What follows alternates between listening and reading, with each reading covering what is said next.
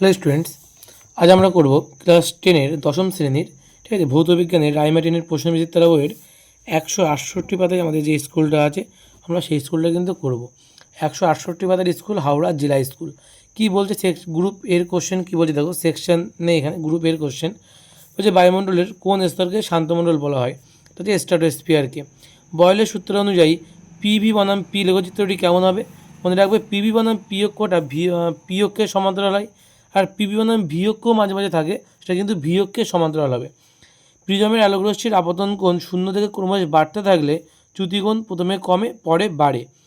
একটি অবতল দর্পণের ফোকাস দৈর্ঘ্য 10 সেমি। দর্পণ থেকে 8 সেমি দূরে একটা বস্তু রাখলে গঠিত প্রতিবিম্ব কোথায় হবে? তো ফোকাস দৈর্ঘ্য এবং মেরুর মাঝে আছে, অর্থাৎ অসৎ বিম্ব এবং বিবর্ধিত হবে। ঠিক আছে, অসৎ এবং বিবর্ধিত। বিক্ষিপ্ত আলোর তীব্রতা আলোর তরঙ্গদৈর্ঘ্যের সহিত যেভাবে সম্পর্কিত তা হলো I প্রফেশনাল 1/λ⁴। ঠিক আছে, এটা র্যালের সূত্র। প্রদত্ত কোন জোটটি সঙ্গতিপূর্ণ নয়? কোনটি? সিউ ক্ষারীয় মৃত্তিকা মৌল, এটা সোডিয়াম ক্ষারধাতু, এটা ঠিক। আর এর নিষ্ক্রিয় মৌল, এটাও ঠিক। আর বি আর হ্যালোজেন মৌল, ব্রোমিন হ্যালোজেন মৌল, এটাও ঠিক। শুধুমাত্র কপার, সেটা ক্ষারীয় মৃত্তিকা মৌল, এটা কিন্তু ভুল। ঠিক আছে, প্রদত্ত কোন যৌগটিতে ধাতব আয়নের অষ্টক পূর্তি ঘটে না? এটা হচ্ছে LiH, এটা কিন্তু পরীক্ষায় মাঝে মাঝে দেয়, LiH। তারপরে কোশ্চেন কী বলে, গ্রুপ বি এর কোশ্চেন কী বলছে যে মিথেন হাইড্রেটের সংকেত কী? তো মিথেন হাইড্রেটের সংকেত হচ্ছে 4CH4, 23H2O। CFCতে উপস্থিত কোন পরমাণু ওজোন স্তর ধ্বংসের জন্য দায়ী? সক্রিয় ক্লোরিন পরমাণু। কোনটি? সক্রিয় ক্লোরিন পরমাণু। প্রাকৃতিক সৌরপথ অ্যাকচুয়ালি কি? ওজোনের স্তর বা O3 লেয়ার বলতে পারো, O3 লেয়ার বা ওজোনের স্তর। বাস্তব গ্যাসের অণুগুলির মধ্যে কোনো আকর্ষণ বল নেই, এটা হচ্ছে মিথ্যা। বাস্তব গ্যাসের অণুগুলির মধ্যে কোনো আকর্ষণ বল নেই, এটা হচ্ছে মিথ্যা। আকর্ষণ বল অ্যাকচুয়ালি না, বাস্তব গ্যাসের অণুগুলির মধ্যে কোনো আকর্ষণ বল নেই, এটা কিন্তু মিথ্যা। অ্যাকচুয়ালি এটা কনফিউশনের কোশ্চেন। বলছে চার্লসের সূত্রের ধ্রুবক রাশি দুটি কী কী? গ্যাসের ভর এবং গ্যাসের চাপ। ঠিক আছে, গ্যাসের ভর এবং গ্যাসের চাপ। একটি বায়ুর বুদবুদ কোনো জলাশয়ের তলদেশ থেকে উপরে তলে এলে তার আয়তনের কিরূপ পরিবর্তন ঘটে? আয়তন কিন্তু বৃদ্ধি পায়। তারপরের কোশ্চেনটা কী বলেছে, যেটা আলোকরশ্মির বলছে কোনো আলোকরশ্মির আপতন কোণ 50 ডিগ্রি এবং প্রতিসরণ কোণ 32 ডিগ্রি হলে বিচ্যুতি কোণের মান কত? হলে আপতন কোণ 50 আর প্রতিসরণ কোণ কত? 32। দেখে নাও তাহলে এটা কীভাবে করতে হবে।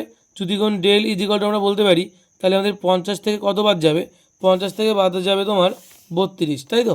50 থেকে যদি 32 বাদ চলে যায় তাহলে কত পড়ে থাকবে? 32, 8, 40, 18 ডিগ্রি। এই ডেল মানে কিন্তু চ্যুতিকোণ, তাহলে চ্যুতিকোণের মান কত হবে? 18 ডিগ্রি। ঠিক আছে, চ্যুতিকোণের মান কত হবে?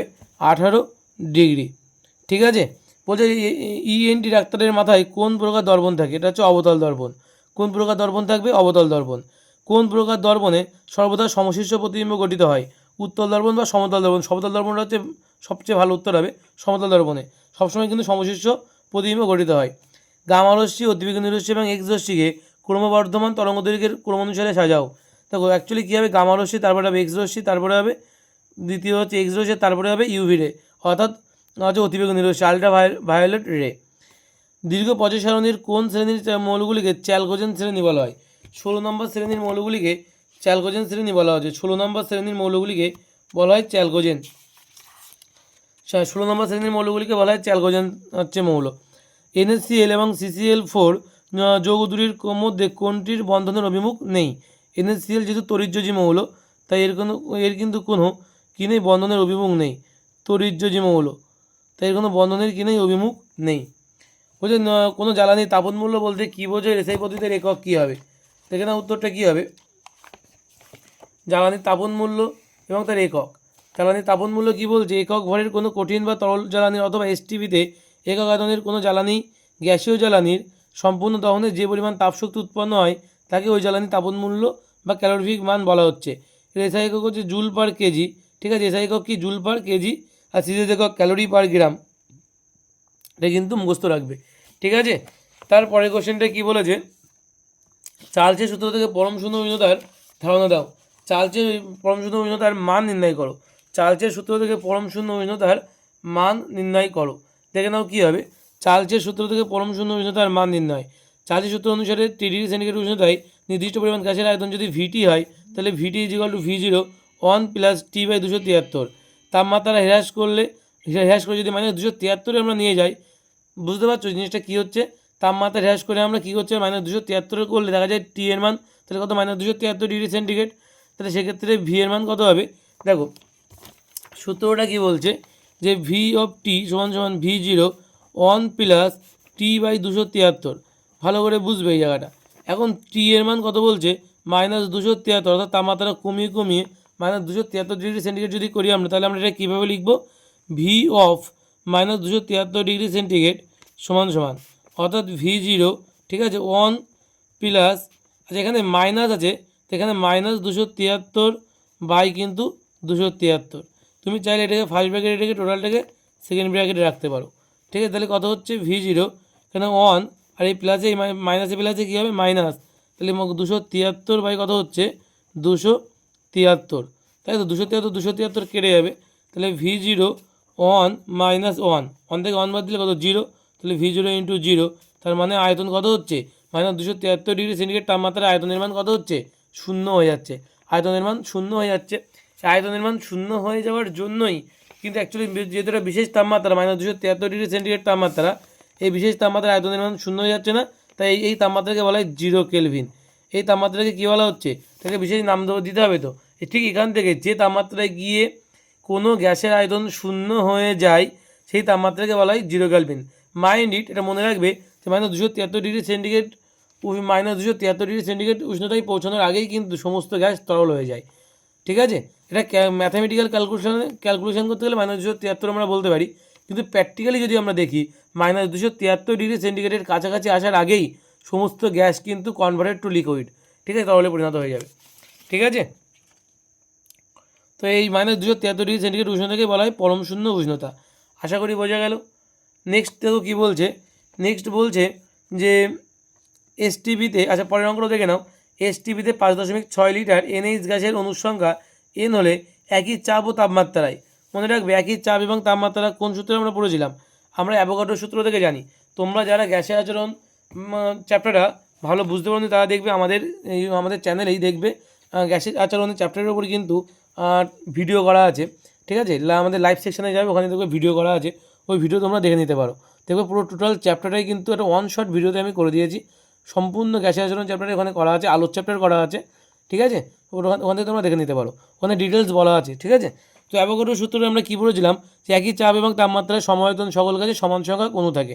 তো এখানে বলছে এসটিপিতে 5.6 লিটার হচ্ছে NH3 গ্যাসের অণুর সংখ্যা বলেছে এন, তাহলে একই চাপ এবং তাপমাত্রায় 11.2 লিটার CO2 গ্যাসের পরমাণুর সংখ্যা কত হবে?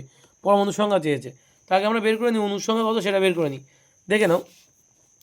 তো আমরা বলে দেওয়া আছে কি 5.6 লিটার কী গ্যাস বলেছে অ্যামোনিয়া গ্যাসে অণুর সংখ্যা কত বলছে? অণুর সংখ্যা অ্যামোনিয়া গ্যাসে অণুর সংখ্যা বলেছে এন, ঠিক আছে। এখন বলছে একই সমান চাপ এবং তাপমাত্রা, আমরা জানি সমান চাপ এবং তাপমাত্রা বা একই চাপ এবং তাপমাত্রায় সম-আয়তন সকল গ্যাস সম-আয়তন, অর্থাৎ আমি যদি বলি 5.6 লিটার CO2 গ্যাসে, তাহলে অণুর সংখ্যা কত হবে? আমি বললাম একই চাপ এবং তাপমাত্রা বলেছি, তাহলে সম-আয়তন সকল গ্যাস মানে গ্যাসটা যা হোক না কেন সমান সংখ্যক অণু থাকবে, অর্থাৎ এখানে অণুর সংখ্যা কত হবে? এন হবে। তাহলে কি বুঝলাম? 5.6 লিটার CO2 গ্যাসে অণুর সংখ্যা কত, তাহলে এন হচ্ছে। তাহলে একটা ঐকিক নিয়মে করো, 1 লিটার CO2 গ্যাসে অণুর সংখ্যা কত হবে? অণুর সংখ্যা হবে এন বাই কত 5.6, তাই তো। এখন আমাদের বলেছে কত, দেখো বলেছে 11.2 লিটার বলেছে, তাই তো। সেই 11.2 লিটার যদি আমাদের বলে তাহলে এখানে লেখো 11.2 লিটার CO2 গ্যাসে অণুর সংখ্যা কত হবে? তাহলে এন বাই কত 5.6 ইন্টু 11.2, 5.6কে 11.2 দিয়ে কাটাকাটি করলে 2 হবে, তাহলে 2n। তাহলে ভালো করে বুঝবে আমাদের চেয়েছে কি যে 11.2 লিটার, ভালো করে দেখো 11.2 লিটার কার্বন ডাইঅক্সাইড গ্যাসে পরমাণুর সংখ্যা কত, কিন্তু আমাদের বেরোলো কি 11.2 লিটার কার্বন ডাইঅক্সাইড গ্যাসে অণুর সংখ্যা কত সেটা বেরোলো 2n। তাহলে কার্বন ডাইঅক্সাইডের মধ্যে পরমাণু করা আছে, একটা হচ্ছে কার্বন প্লাস অক্সিজেন দুটো আছে O2, মানে মোট তিনটি পরমাণু আছে। তাহলে ভালো করে দেখো, তাহলে অতএব লেখো CO2 গ্যাসে 11.2 লিটার CO2 গ্যাসে পরমাণুর সংখ্যা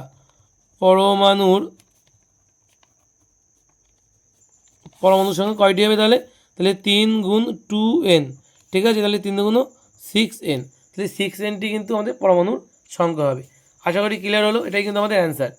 নেক্সট কোশ্চেন কী বলছে স্নেলের সূত্র প্রয়োগ করে আলোর বিচ্ছুরণের ব্যাখ্যা করো। এটা তোমরা পেয়ে যাবে 49 পেজ। ঠিক আছে, দেখে নাও উত্তরটা। এই যে স্নেলের সূত্র থেকে প্রতিসরণের সঙ্গে প্রতিসরণ কোণের সম্পর্ক এবং তা থেকে আলোর বিচ্ছুরণের পরীক্ষা। ঠিক আছে, ব্যাখ্যা। তো বলছে স্নেলের সূত্র অনুসারে আমরা জানি mu equal to sine i by sine r, বা সাইন আর সমান সমান কত হবে, সাইন আই বাই মিউ হবে। এখানে আইটা কি আবদন কোণ, আরটা হচ্ছে প্রতিসরণ কোণ।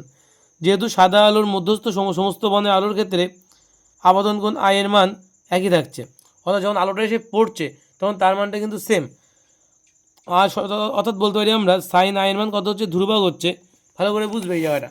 আমরা জানি যে মিউ ইজ ইকুয়াল টু যেটা এখানে করছি, আমরা জানি যে মিউ ইজ ইকুয়াল টু কী হয়, সাইন আই বাই সাইন আর, তাই তো। এখন যদি আমরা একটু কোনাকুনি জায়গাটা পরিবর্তন করি, তাহলে আমরা বলতে পারি সাইন আর সমান সমান সাইন আই বাই মিউ। কী করলাম, মিউর জায়গায় সাইন আর গেল আর সাইন আরের জায়গায় মিউ আসলো। তাহলে এখানে দেখো এই আইটা হচ্ছে আপতন কোণ, অর্থাৎ যে আলোটা, ভালো করে বুঝবে, যে আই আছে এই আইটা কিন্তু আপতন কোণ, অর্থাৎ যে আলোটা পড়ছে প্রিজমের উপরে, যে আলোটা প্রিজমের উপর বা যে আলোটা বস্তুর উপরে পড়ছে সেটাকে বলা হচ্ছে আই। এবং এই আলোটা সমস্ত বন্ধের ক্ষেত্রে এই আয়ের মানটা কী হয়, কনস্ট্যান্ট হয়। আই যদি কনস্ট্যান্ট হয় তাহলে সাইন আই যেটা সেটাও কনস্ট্যান্ট হবে। আর যদি সেটা কনস্ট্যান্ট হয় তাহলে আমরা বলতে পারি সাইন আর প্রপোর্শনাল 1/μ। ঠিক আছে, সাইন আই প্রপোর্শনাল 1/μ, অর্থাৎ আলোর প্রতিসরণের সঙ্গে প্রতিসরাঙ্ক ব্যস্ত অনুপাত সম্পর্কে আছে, তাই না। অর্থাৎ বলছে এখানে আমরা কি বলতে পারি, মিউ এর মান যত বেশি হবে আর এর মান কিন্তু তত কম হবে, এটা বলতে পারি তো আমরা এখান থেকে, যে মিউ এর মান যত বেশি হবে আর এর মান কিন্তু তত কম হবে, হ্যাঁ কি না। মিউ এর মান যত বেশি হবে আর এর মান তত কম হবে, মিউ এর মান যত কম হবে আর এর মান তত বেশি হবে, ব্যস্ত অনুপাত সম্পর্কে আছে। এটাই দেখো দেওয়া আছে এখান থেকে, সাইন আর প্রপোর্শনাল 1/μ, অর্থাৎ মিউ এর মান যত বেশি হবে প্রতিসরণ কোণ আর এর মান তত কম হবে। নেক্সট দেখো কী বলেছে এবং চ্যুতিকোণ ডেলের মান তত কী হবে, তত বেশি হবে, কারণ ডেল ইজ ইকুয়াল টু আমরা জানি কি আই মাইনাস আর। ওকে, এটাই কিন্তু এদের মধ্যে সম্পর্ক। ঠিক আছে, আর তুমি যদি আলোর বিচ্ছুরণের সম্পর্ক খুঁজতে চাও তাহলে বলতে হবে লাল বর্ণের আলোর ক্ষেত্রে মিউ এর মান সব থেকে কম হয়, লাল বর্ণের আলোর ক্ষেত্রে কি মিউ এর মান সব থেকে কম, এবং বেগুনি বর্ণের আলোর ক্ষেত্রে মিউ এর মান সব থেকে বেশি। তাহলে প্রিজমের মধ্য দিয়ে যাওয়ার সময় লাল আলো অপেক্ষা বেগুনি বর্ণের আলোর চ্যুতি বেশি হয়, এবং এই দুটি বর্ণের আলোর মধ্যবর্তী বর্ণের আলোগুলির চ্যুতি প্রতিসরণের ক্রম অনুযায়ী হয়। তাই প্রিজমে সাদা আলো আবদ্ধ হলে প্রতিসরণের পর বিভিন্ন বর্ণের আলোর চ্যুতি বিভিন্ন হয়, সাদা আলোর বিচ্ছুরণ ঘটে। এই হচ্ছে তোমার বিচ্ছুরণ অবধি ব্যাখ্যা হয়ে গেল। এটা সবটা কিন্তু তোমার লিখতে হবে। কোশ্চেনটা কী ছিল আমাদের, কোশ্চেন ছিল যে স্নেলের সূত্র থেকে প্রয়োগ করে আলোর বিচ্ছুরণের কারণ ব্যাখ্যা করো। ঠিক আছে, সবটা কিন্তু তোমাদের লিখতে হবে, যেটা দেখালাম। হ্যালোজেন মৌলগুলির সঙ্গে হাইড্রোজেনের একটি সদৃশ্য উল্লেখ করো। দেখে নাও উত্তরটা কী হবে। এই যে কী আছে দেখো, হ্যালোজেন মৌলগুলির মতোই যুক্তি যেটা সেটাই কিন্তু আমাদের সদৃশ। কী আছে, এক নম্বর বলতে পারো হ্যালোজেন মৌলগুলির মতোই হাইড্রোজেন দ্বিপরমাণু, এটা বলতে পারো 1 নম্বর পয়েন্ট। 2 নম্বর হ্যালোজেন মৌলগুলির ন্যায় হাইড্রোজেনের যোজ্যতাও 1, এটা বলতে পারো। ঠিক আছে, আর একটা বলতে পারো যে হ্যালোজেন মৌলগুলি ধাতুর সঙ্গে যুক্ত হয়ে অ্যালাইড যৌগ গঠন করে। 3খানা বলে দিলাম, এই 3টের মধ্যে যে কোনো দুটো লিখবে, হয়ে যাবে। ঠিক আছে, তারপরে বলে যে সন্ধিগত মৌল কাদের বলা হয়। ঠিক আছে, সন্ধিগত মৌল কাদের বলা হয়, উদাহরণ দাও। দেখে নাও, বলছে তীব্র তড়িৎ-ধনাত্মক 1 এবং 2 নম্বর গ্রুপের মৌল এবং প্রধানত অপরাধর্মী 13 এবং 17 নম্বর গ্রুপের মৌলসমূহের মাঝে এর অবস্থান বলে এরা সন্ধিগত মৌল নামে পরিচিত। ঠিক আছে, এরা সন্ধিগত মৌল নামেই পরিচিত বেশি। আচ্ছা, তারপরে বলেছে যে ক্যালসিয়াম ক্লোরাইড যৌগে তরিযোজী সমযোজী বন্ধন গঠিত হয়, তার ইলেকট্রন ডট চিত্রের সাহায্যে দেখাও। তো ইলেকট্রন ডট চিত্রের সাহায্যেই দেখাতে হয়। দেখে না উত্তরটা কী আছে, এই যে দেওয়া আছে ক্যালসিয়াম ক্লোরাইডের লুইস ডট চিত্রের গঠন। ঠিক আছে, ক্যালসিয়াম ক্লোরাইডের লুইস ডট চিত্রের CaCl2 এর লুইস ডট চিত্রের গঠন দেওয়া আছে, এটা দেখে নেবে ভালো করে। ঠিক আছে, কী দেওয়া আছে দেখো, এখানে একটা ইলেকট্রন গ্রহণ করবে, কারণ বাইরের কক্ষে কটা ইলেকট্রন 1 2 3 4 5 6 7টা আছে।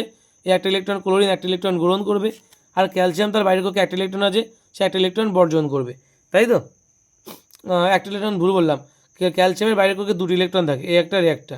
তাহলে এই পাশের ক্লোরিন একটা ইলেকট্রন নেবে, তাহলে এর অষ্টক পূর্ণ হবে। আর একটা ইলেকট্রন এই ক্লোরিন নেবে, তাহলে অষ্টক পূর্ণ হয়ে যাবে, তাই তো, বাইরের কক্ষে। অর্থাৎ তাহলে এরও অষ্টক পূর্ণ হয়ে গেল, দেখো এরও অষ্টক পূর্ণ হয়ে গেল, এরও অষ্টক পূর্ণ হয়ে গেল। তাহলে ক্যালসিয়ামের দুটো ছিল, সে একে একটা দিল একে একটা দিল, তাই কিন্তু এইভাবে আমাদের Cl2 তৈরি হচ্ছে। ঠিক আছে, তারপরের কোশ্চেনটা দেখো কি বলেছে যে HCl গ্যাস তড়িৎ পরিবহন, HCl গ্যাস তড়িৎ পরিবহন করে না, কিন্তু HCl এর জলীয় দ্রবণ তড়িৎ পরিবহন করে। এটার ব্যাখ্যা দেখে নাও। বলছে যে HCl গ্যাস তড়িৎ পরিবহন করে না, কিন্তু HCl এর জলীয় দ্রবণ তড়িৎ পরিবহন করে কেন? যে গ্যাসীয় HCl একটি সমযোজী যৌগ, সমযোজী যৌগগুলি সাধারণত আয়ন উৎপন্ন করতে পারে না ও তড়িৎ পরিবহন করে না, কিন্তু HCl গ্যাসকে জলে দ্রবীভূত করলে তা হাইড্রোক্সিনিয়াম এবং ক্লোরাইড আয়ন উৎপন্ন করে। HCl প্লাস H2O বিক্রিয়া করলে H3O প্লাস এবং Cl মাইনাস, এভাবে উৎপন্ন আয়নগুলি তড়িৎ পরিবহন করতে পারে এবং HCl গ্যাসের জলীয় দ্রবণ তড়িৎ পরিবহন করে। এটা উত্তরটা কিন্তু সম্পূর্ণ আমাদের লিখে দিতে হবে। ঠিক আছে, সমযোজী তরলের স্ফুটনাঙ্ক নিম্নমানের হয় কেন? দেখে নাও এটা উত্তরটা। এই যে এখানে অ্যাকচুয়ালি গলনাঙ্ক এবং স্ফুটনাঙ্ক দুটোই দেওয়া আছে, তোমাদের শুধু স্ফুটনাঙ্কটাই চেয়েছে। তো সমযোজী পদার্থের অণুগুলির মধ্যে অতি দুর্বল ভ্যান ডার ওয়ালস বল উপস্থিত থাকে, তাই অণুগুলির আন্তঃআণবিক আকর্ষণ বল খুবই কম হয়। ফলে সমযোজী পদার্থের একটি অণুকে অপর একটা অণু থেকে পৃথক করতে বেশি শক্তির প্রয়োজন হয় না। তাই সমযোজী পদার্থের গলনাঙ্ক এবং স্ফুটনাঙ্ক সাধারণত অন্যান্য যৌগের তুলনায় কম হয়। ঠিক আছে, বোঝা গেল? গ্রুপ ডি এর কোশ্চেনগুলো কী বলছে দেখে নাও। গ্রুপ ডি এর কোশ্চেন, সর্বজনীন গ্যাস ধ্রুবক কাকে বলে, এসআইতে এর মান কত হবে? সর্বজনীন গ্যাস ধ্রুবক কাকে বলে, এসআইতে এর মান কত? দেখে নাও উত্তরটা।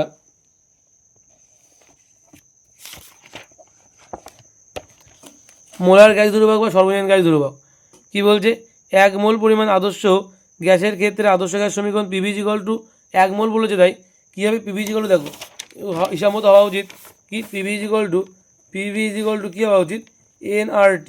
এখন n এর মান যদি 1 দিয়ে দেয় তাহলে কী হবে PV = কী হবে RT, তাই n এর মান বলছে 1 মোল, যদি 1 মোল হয় তাহলে কী হবে PV = RT হবে। ঠিক আছে, তাহলে PV = RT যদি হয় তাহলে PV/T = কত হবে R হবে, আর ধ্রুবক। তাহলে আমরা বলতে পারি যে 1 মোল গ্যাসের ক্ষেত্রে যে কোনো অবস্থায় থাকা নির্দিষ্ট ভরের গ্যাসের চাপ এবং আয়তনের গুণফলের সঙ্গে কী আছে টি আছে কি ব্যস্ত অনুপাত সম্পর্কে না, তো ওটাই লিখবে যে উষ্ণতার যে অনুপাত। তাহলে আমরা বলছি চাপ এবং আয়তনের গুণফলের সঙ্গে উষ্ণতার যে ব্যস্ত অনুপাত, উষ্ণতার যে অনুপাত সর্বদাই কী হবে ধ্রুবক হবে। অর্থাৎ বলতে চাই যে আমরা কী পেলাম PV = RT পেলাম, তাহলে আমরা বলতে পারি যে PV = যদি RT হয় তাহলে টিটাকে তলায় নিয়ে আসলে PV/T = কী হবে R, তাই তো। অর্থাৎ 1 মোল কোনো আদর্শ গ্যাসের 1 মোল কোনো গ্যাসের ক্ষেত্রে যে কোনো গ্যাসের ক্ষেত্রে আমরা বলতে পারি তার চাপ এবং আয়তনের গুণফলের সঙ্গে উষ্ণতার যে অনুপাত এটা সর্বদা কী হবে ধ্রুবক হবে। এবং এই ধ্রুবকের মানটাকেই বলা হচ্ছে যে 1 গ্রাম অণু পরিমাণ গ্যাসের ক্ষেত্রে এই ধ্রুবকটিকে R দ্বারা প্রকাশ করা হয়, একেই বলা হয় মোলার গ্যাস ধ্রুবক বা সর্বজনীন গ্যাস ধ্রুবক। ঠিক আছে, একেই কী বলা হচ্ছে মোলার গ্যাস ধ্রুবক বা সর্বজনীন গ্যাস ধ্রুবক। একই সঙ্গে কী দিয়েছে দেখো, বলছে এর মান SI এককে কত হবে। দেখে নাও SI এককে এর মান কত হবে, এই যে তলায় দিক দেওয়া আছে, বইতেও দেওয়া আছে, এটা SI এককের মান হবে 8.314 joule mole inverse kelvin inverse, 8.314 joule mole inverse kelvin inverse. তারপরে একটা অঙ্ক দিয়েছে,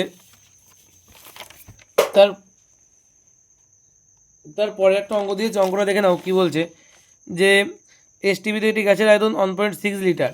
কী বলছে STBতে একটি গ্যাসের আয়তন 1.6 লিটার হলে 273 ডিগ্রি সেন্টিগ্রেড উষ্ণতা এবং 1.2 ATM চাপে গ্যাসটির আয়তন কত হবে? তো দেখে নাও অঙ্কটা কীভাবে করতে হবে। দেওয়া আছে কি STBতে P1 কত হবে, মনে রাখবে STBতে P1 এর মান হয় 1 ATM, মনে থাকবে STBতে P এর মান অর্থাৎ চাপের মান হয় 1 ATM। ঠিক আছে, V1 এর মান কত বলে দিয়েছে, STBতে আয়তন বলেছে 1.6 লিটার, তাহলে 1.6 লিটার।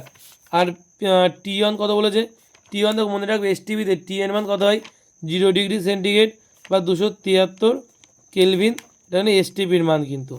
ঠিক আছে, একই রকমভাবে আমরা যদি P2 এর মান দেখি, P2 এর মান কত বলেছে 1.2 ATM চাপে, তাহলে 1.2 ATM। ঠিক আছে, আর বলেছে T2 এর মান কত বলেছে, T2 এর মান বলেছে যে 273 ডিগ্রি সেন্টিগ্রেড উষ্ণতা, অর্থাৎ তাহলে 273 প্লাস 273 তাহলে কত হবে 546 কেলভিন। ঠিক আছে, এটা আমাদের কি হলো, আমাদের T2 এর মান বেরোলো। বের করতে হবে V2 এর মান। তো আমাদের সূত্রটা কি জানি, আমরা জানি লেখো যে আমরা জানি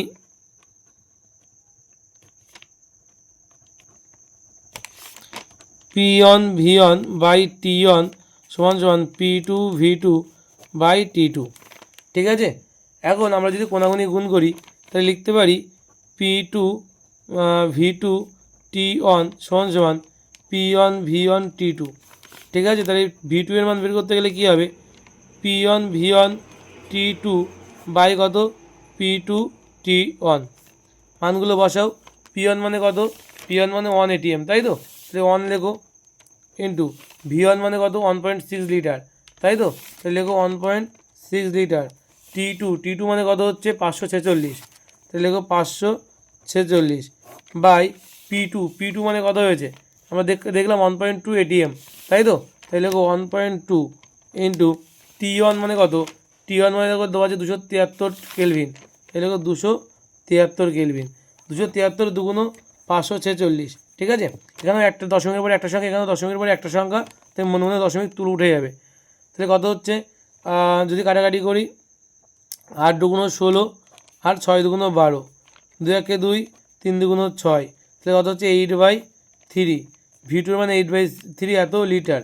ঠিক আছে, এটাকে ভাগ করা হলে 3 দুগুণ 6, 7 8 20, 3 6 18। ঠিক আছে, এইভাবে কিন্তু তারপরে 6 আবার 6 হবে, পরবার 6 হতে যাবে, তাহলে এটা নিয়ার অ্যাবাউট করলে কত হবে 2.67 এত লিটার। কত হবে 2.67 এত লিটার। ঠিক আছে, এটাই কিন্তু অ্যান্সার। নেক্সট কোশ্চেন কী বলেছে, 2.67 এত লিটার। ঠিক আছে, নেক্সট কোশ্চেন কী বলেছে, 6N বলেছে উত্তল লেন্স সৎ এবং বিপরীত প্রতিবিম্ব কীভাবে গঠিত হয় সেটা দেখাতে বলছে। উত্তল লেন্স দ্বারা সৎ এবং বিপরীত প্রতিবিম্ব কীভাবে গঠিত হয়, এই যে উত্তল লেন্স দ্বারা সৎ অবশিষ্ট এবং বিপরীত প্রতিবিম্ব গঠন, এই চিত্রটা তোমাদের রাখতে হবে এবং এইগুলো তোমাদের লিখতে হবে। ঠিক আছে, এবং একই সঙ্গে একটা কোশ্চেন দিয়েছে, তোমাদের এটা চাক বা না চাক তোমার জিনিসটা লিখে দেবে যে প্রতিবিম্বের অবস্থানটা কোথায় হচ্ছে, লেন্স থেকে বস্তুর বিপরীত দিকে 2f এর চেয়ে বেশি দূরত্বে। ঠিক আছে, আর প্রতিবিম্বের প্রকৃতি কী, সৎবিম্ব অবশিষ্ট এবং বিপরীত, এটা তোমার প্রশ্নেই দেওয়া থাকছে। ঠিক আছে, বোঝা গেল কী কী বললাম। তাহলে লেন্স থেকে বস্তুর বিপরীত দিকে 2f এর বেশি দূরত্বে প্রতিবিম্বের প্রকৃতি সৎবিম্ব অবশিষ্ট এবং বিবর্ধিত। ঠিক আছে, তারপরে কি বলেছে দেখো, তারপরে কোশ্চেন বলেছে যে এরূপ প্রতিবিম্বকরণের একটি ব্যবহারিক প্রয়োগ উল্লেখ করো। কোথায় ব্যবহার করা হয়, তো লেখা আছে স্পষ্ট, সিনেমার পর্দায় উত্তল লেন্সকে এইভাবে ব্যবহার করে প্রতিবিম্ব গঠন করা হয়। কোথায় ব্যবহার করা হয়, তাহলে সিনেমার পর্দায়। বলছে প্রিজমের মধ্য দিয়ে কোনো আলো রশ্মির প্রতিসরণের রশ্মিচিত্র অঙ্কন করো এবং দেখাও যে রশ্মির চ্যুতিকোণ বা চ্যুতিকোণ কত বলেছে, ডেল ইজিক্যাল টু আয়ন প্লাস I2 - A। তোমাদের এই চিত্রটা আঁকতে হবে এবং এটা সবটা তোমাদের লিখতে হবে, এখান থেকে এই পর্যন্ত সবটা লিখতে হবে।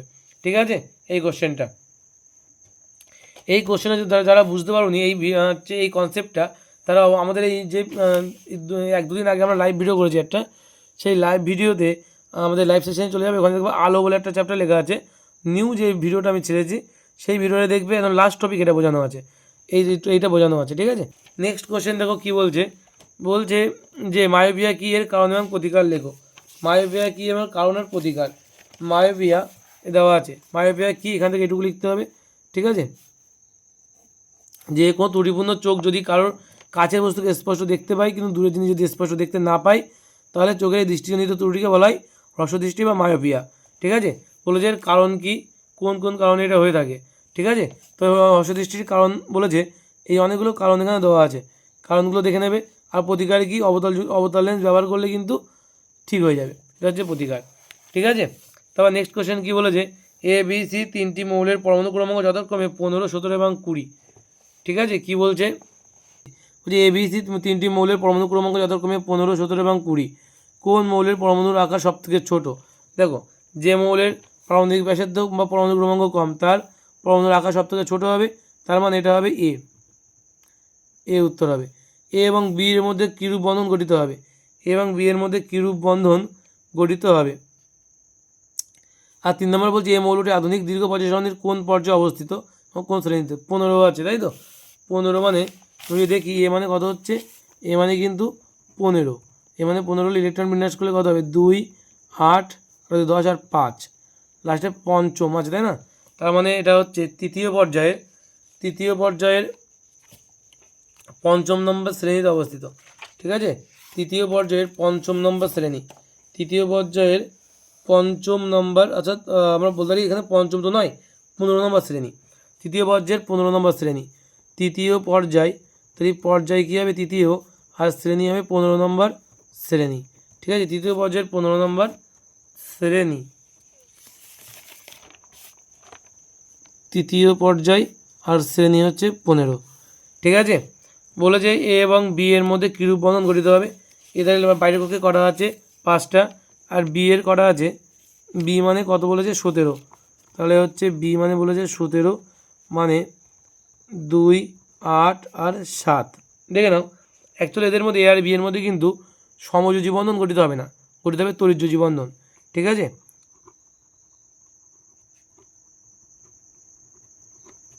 তড়িৎযোজী বন্ধন গঠিত হবে। ঠিক আছে, নেক্সট বলছে তড়িৎ ঋণাত্মকতা কাকে বলা হয়। হ্যালোজেন মৌলটি তড়িৎ ঋণাত্মকতার উত্তরক্রমে সাজাও ও ব্যাখ্যা করো। দেখে নাও, তড়িৎ ঋণাত্মকতা কাকে বলা হয়। এই যে দেওয়া আছে তড়িৎ ঋণাত্মকতা কাকে বলে, এই যে দেওয়া আছে যে যৌগের অণুর মধ্যে সমযোজী বন্ধনে আবদ্ধ কোনো মৌলের একটি পরমাণু সমযোজী বন্ধনের ইলেকট্রন জোড়কে নিজের নিউক্লিয়াসের দিকে আকর্ষণ করার যে ক্ষমতা বা প্রবণতাকে বলা হয় তড়িৎ ঋণাত্মকতা।